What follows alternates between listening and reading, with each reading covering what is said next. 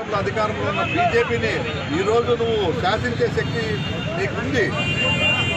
మెడలు వంచి నిధులు తీసుకుని వచ్చి ప్రజలకు ఇచ్చిన హామీలు నిలబెట్టే అవకాశం కూడా మీకు కల్పించినారు ప్రజలు. కానీ దాన్ని సద్వినియోగం చేసుకోకుండా కేవలం రాజధాని కోసము రకరకాల వాళ్ళ సలాభాల కోసము తయారు చేస్తున్నారు.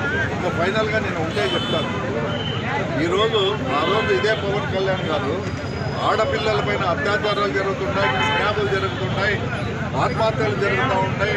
ఈ వైఎస్ఆర్ కాంగ్రెస్ పార్టీలో జగన్మోహన్ రెడ్డి గారి ప్రభుత్వం ఏం చేస్తుందని, మా ప్రభుత్వం వస్తే ఇటువంటి వాటిపైన చీమ కుట్టినా కూడా ఆడవాళ్ళపైన మేము చర్యలు తీసుకుంటామనే విధంగా ప్రగల్భాలు పలికిన ఈరోజు పవన్ కళ్యాణ్ మరి ఎందుకు నోరెత్తుకోకుండా ఉన్నాడో ఒక్కసారి మీరు ఆలోచన చేయండి.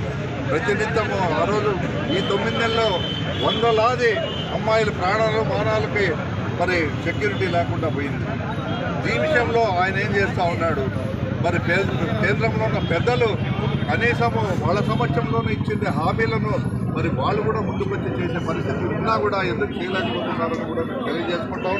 ఎన్ని చెప్పినా మేము పోరాటం సాగిస్తూనే ఉంటాం.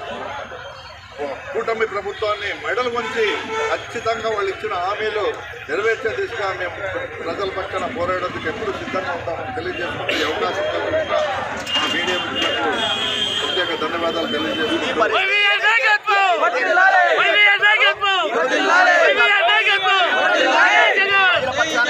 ఆందోళన చేయాల్సింది కాబట్టి ఖచ్చితంగా ఆందోళన చేస్తాం. ఏదైతే ప్రభుత్వం కూటమి ప్రభుత్వం ఎన్నికల ముందు ఇచ్చిన హామీలను అమలు చేసే విషయంలో ఒత్తిడి తీసుకురావడంలో ప్రజల పక్షాన అది